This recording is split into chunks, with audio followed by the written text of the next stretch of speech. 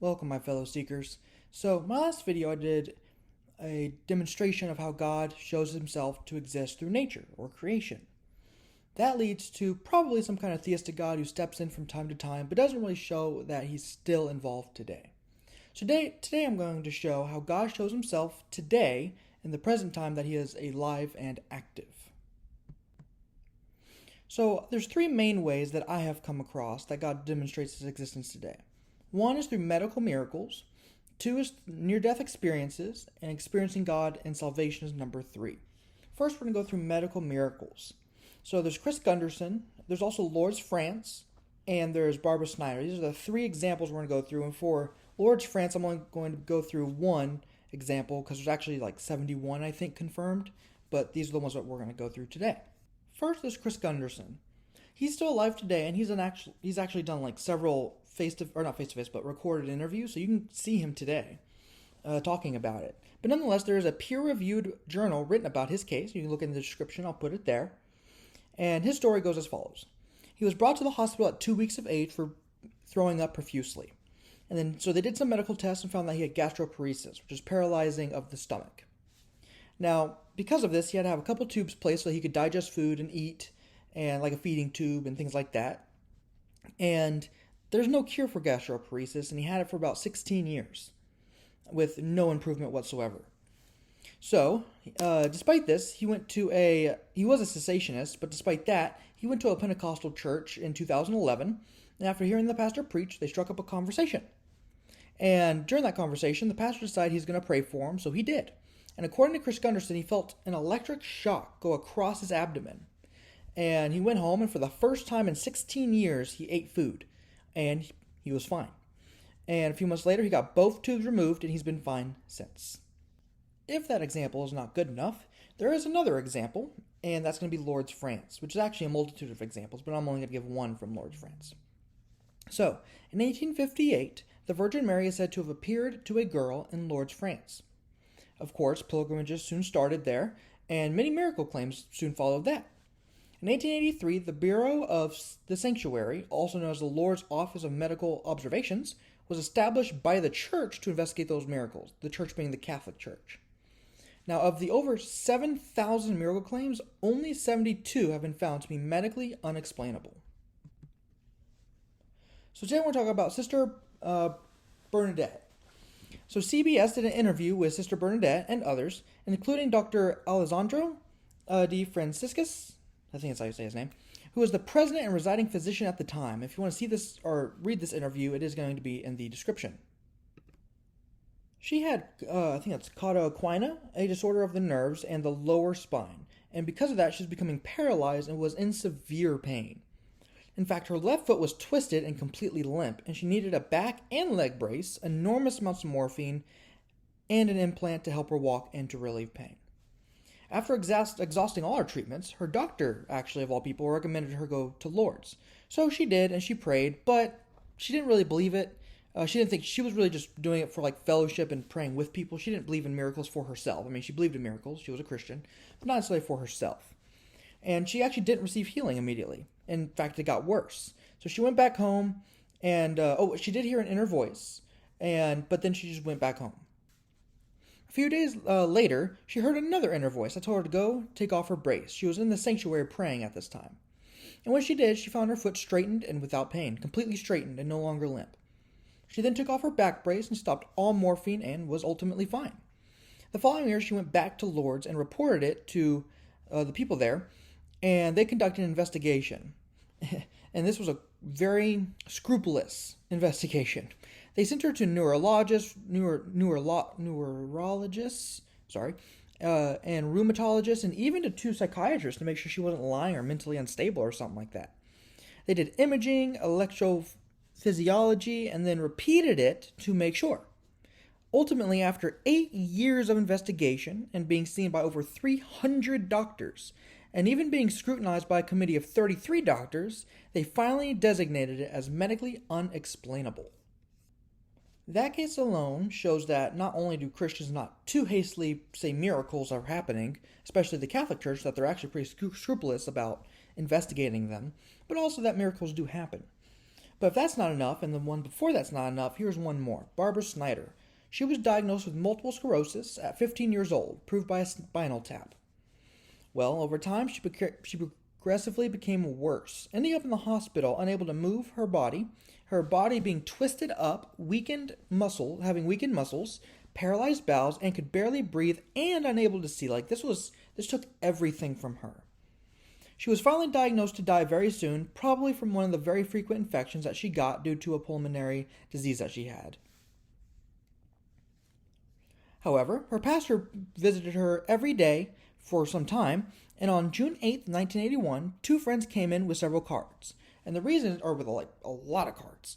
And the reason because somebody put into the radio station around her area about her case. And over 450 letters came to her supporting her. As her friends were reading the letters to her, Barbara Snyder heard a voice saying, "My child, get up and walk." Her friends plugged the hole in her neck, which was there due to a breathing tube, and she told them what happened and to go get her family. After which she very quickly jumped out of bed and stood on her feet, something she hadn't done in years. She had her hands by her side and then realized she could actually see them, so she wasn't blind anymore. And she started freeing herself from the various tubes and was perfectly fine. She left the room running, and when she found her dad, she danced around the room. Until her death, she never had another problem with multiple sclerosis. But is this true? I mean, that sounds like a pretty amazing claim. Did this actually happen? Well, multiple doctors have confirmed this. Her doctors, that being Dr. Harold Adolph, Thomas Marshall, and Dr. Donald Edwards. And Barbara Snyder has confirmed this herself. And you can actually, there's pictures of her, as I showed in the last one, and people have actually talked to her, like Craig Keener. This is modern times. And this is on the right, you can kind of not really see it very well, it's kind of blurry, but it is a signed document by her doctor saying she was sick, and now she is not. So, seeing that God does miracles, let's also look at probably one of the major ways that he does it, maybe even more than miracles, and that's near-death experiences.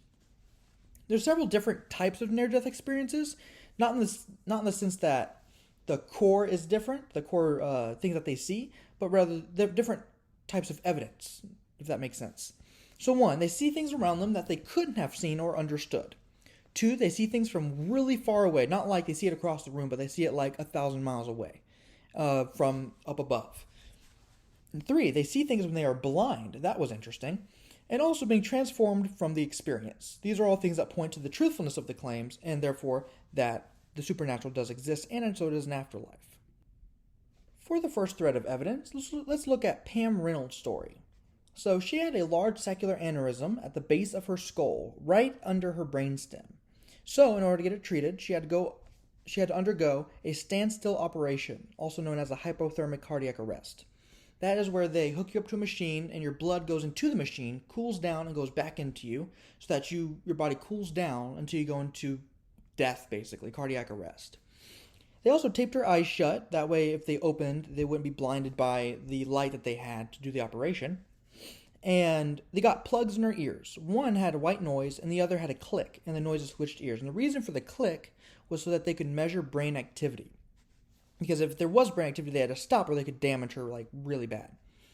She underwent EEG burst suppression, meaning that she was in a deep state of consciousness, and a machine took over her heart and her brain function. So she was very dead. The operation actually went fine, and she recovered, but she said she had a near-death experience whenever she awoke. She said she left her body and watched the operation from over the surgeon's shoulder. She correctly identified the tool that was used to cut open her skull, said that it looked like an electric toothbrush with interchangeable parts and had a groove on the handle. She correctly identified the tool case that the doctor had, and she correctly heard the doctor say that they could not use the right thigh because the arteries were too small, and that they had to try the left thigh, which confused her because this wasn't something they were working on the bottom of her body, the lower body, so she didn't really understand it. But that's where they were taking the blood out of, was the thigh. So, Michael B. Sabum, I think that's how you say his name, interviewed her and then reached out to the surgeon, Robert Spetzler. He was able to see the medical report and found everything matched except for one small thing, the groove on the handle of the tool that was used to open her skull. That was the only thing she got wrong. Now, the medical tools were usually hidden away to avoid contamination before the process, and the hospital played like really loud music in the rooms as well. She also accurately described her being shocked twice for resuscitation, and she saw dead relatives and things like that as well. So the fact that she was able to see things that she couldn't have seen, and then also had the near-death experience where she saw dead relatives and things like that, shows it to be true. There's also cases of people seeing things while far away. So let's look at Helen's story. She had a negative reaction to penicillin. She had cancer and was taking penicillin, and she had a negative reaction to it. And while her family was keeping vigil, she was going in and out of consciousness. At one point, she had a near-death experience where she saw many heavenly things. After this, she was taken to the scene of a car wreck between a truck and a car. Well, she immediately knew that one of her granddaughter's cousins had died. Well, when she gained consciousness, she asked which cousin died, because she knew. But when she did, everyone was confused because they didn't know of anyone who was dead. A while later, they got a call saying one of their cousins died in a wreck, just like the grandmother said.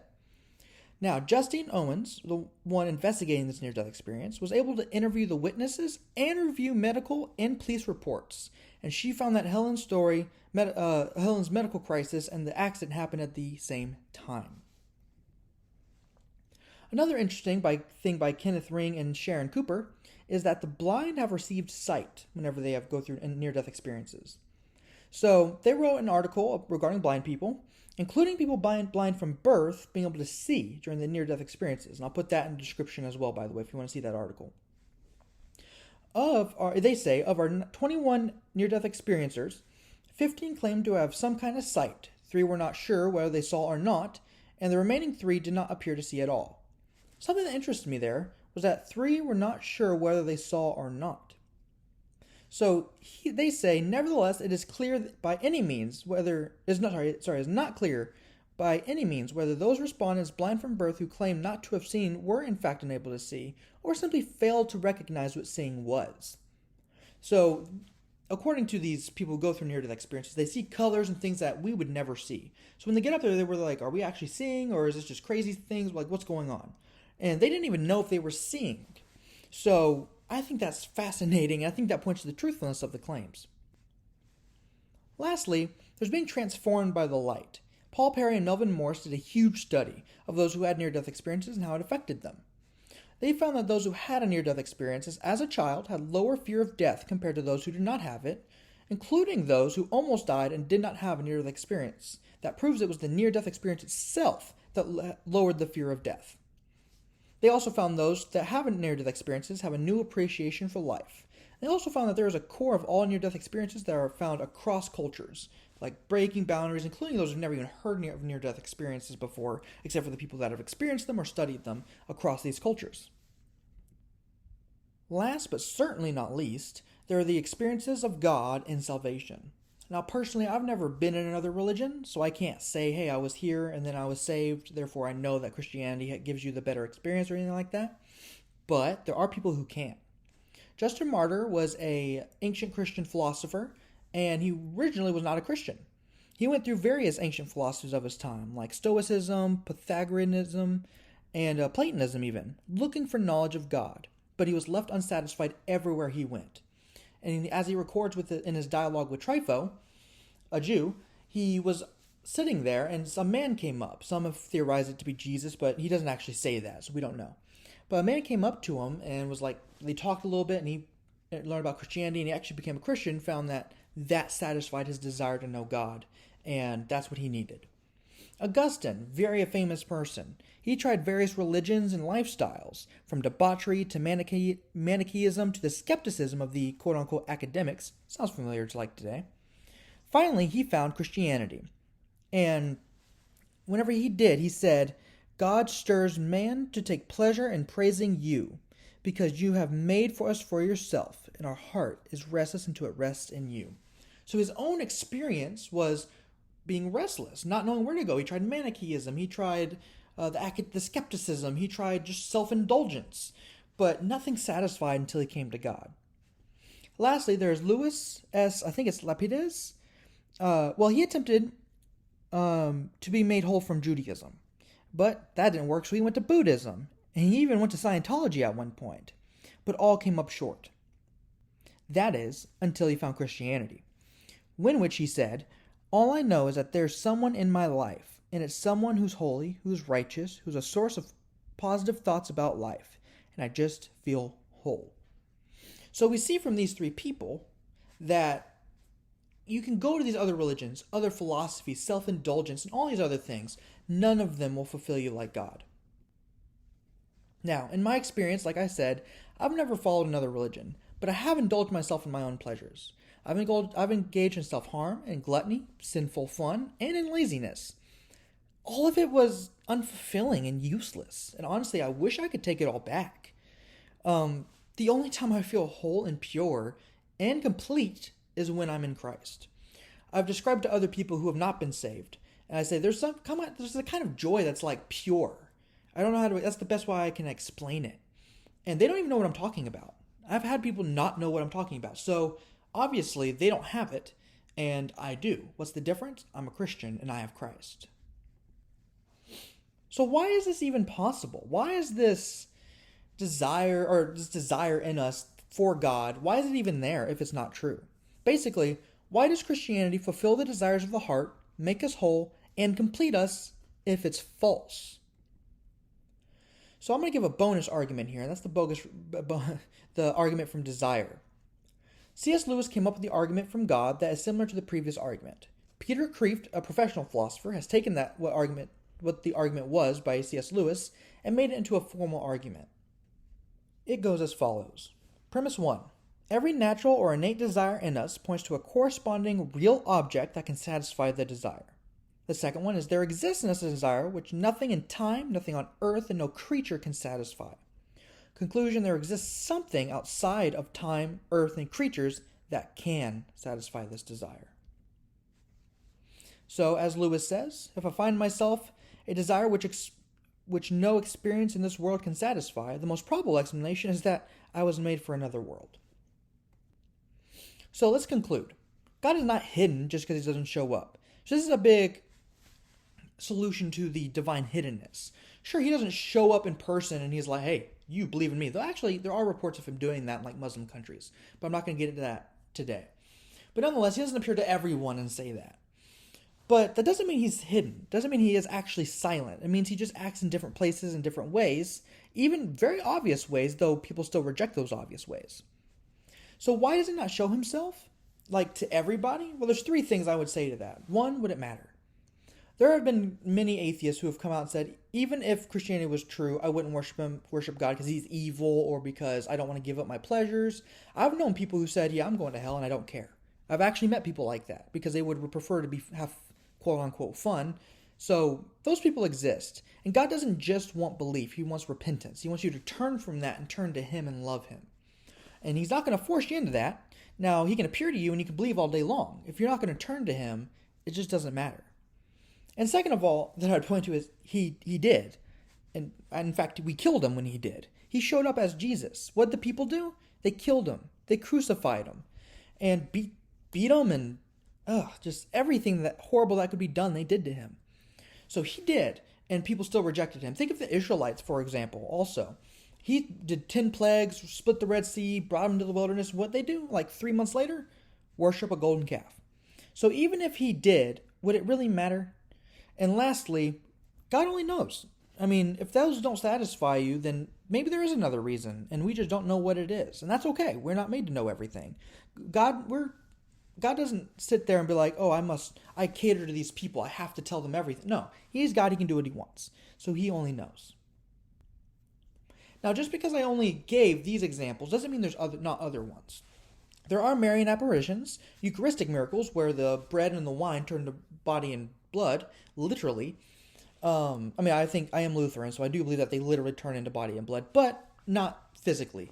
It's complicated, but not in the way that these Eucharistic miracles are doing it. And lastly, dreams and visions in Muslim countries. So there's actually a lot of ways in which God demonstrates. These are just possible ones I would recommend looking into, because those are the ones I'm going to be looking into pretty soon. I want to end today on some good sources. So if you want to continue reading about this and hearing a lot of miracles and things like that, I would recommend Craig Keener's Miracles Today. He goes through several miracles and some objections of why some people don't believe in them, or just other objections, or explains like David Hume and his argument against miracles and things like that. There's also The Self Does Not Die. That's a good one on near-death experiences. The second edition I would recommend, because they have like tons of stories about it, and they verify it through different ways, and they're all well, I would say the vast majority of them are verified. Some are less verified than others. Some are more obviously true than others. And so I would recommend that one. And if you want to hear of how people were changed by God, there's C.S. Lewis, Surprised by Joy. That's his autobiography. And I would really recommend Augustine. He writes his Confessions, and he basically says his whole life. He gives the whole testimony that I shared about him, how he went through all these different things until he found God and then became a good Christian.